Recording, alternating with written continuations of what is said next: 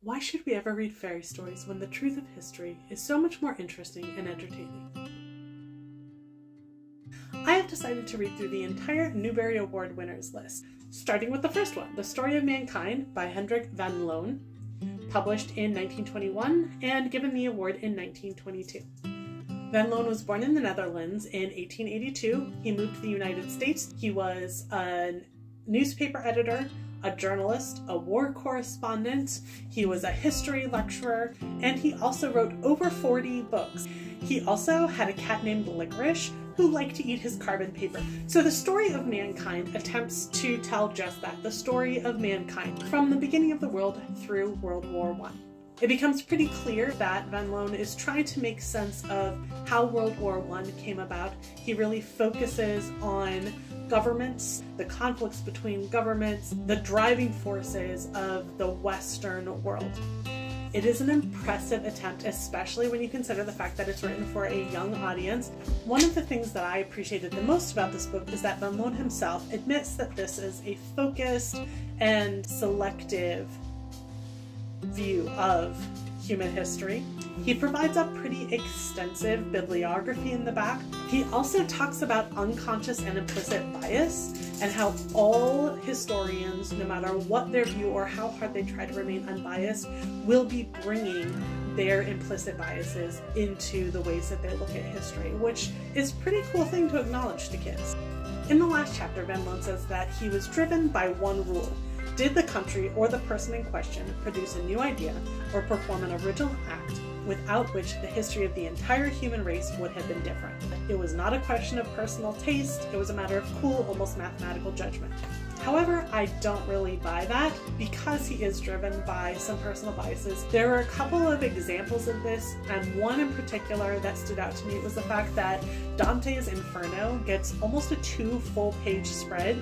Shakespeare gets 2 brief references, one of which says William Shakespeare was regarded as a sort of circus fellow who amused his neighbors.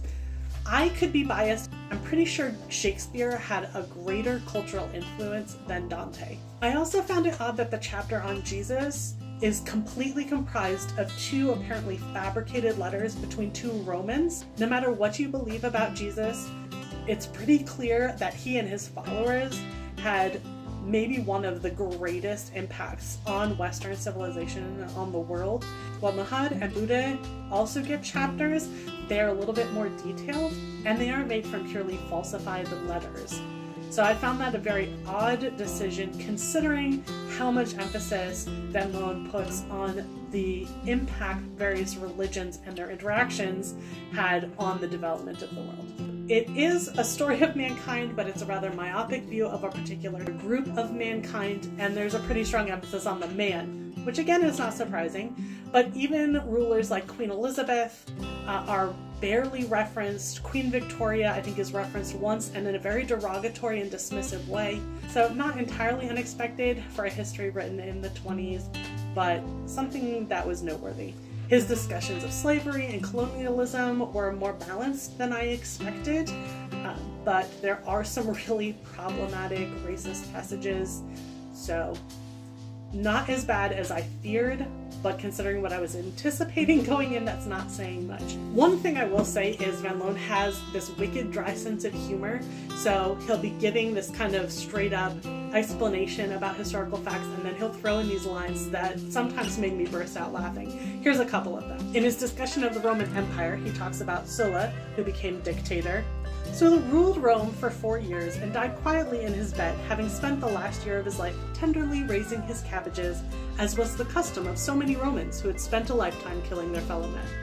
In discussing the exploration of the world and the attempts to find a waterway passage to the Indies, he says many people had wanted to go east that they might find this gold land and grow rich. But the trip was too far and too dangerous, and so they stayed at home. So to sum up, it's a product of its time, it's a product of the author and what he is trying to do. It definitely contains some inaccuracies, but it is a fascinating, sweeping look at the driving forces of Western civilization. I'll leave you with one last quote from Van Loon. I want you to learn something more from this history than a mere succession of facts. I want you to approach all historical events in a frame of mind that will take nothing for granted. Don't be satisfied with the mere statement that such and such a thing happened then and there. Try to discover the hidden motives behind every action, and then you will understand the world around you much better, and you will have a greater chance to help others, which, when all is said and done, is the only true satisfactory way of living.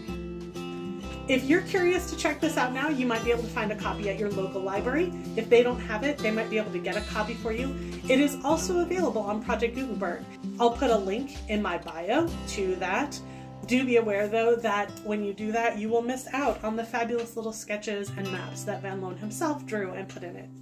Next up, The Voyages of Dr. Dolittle. So look for that review to come in the future.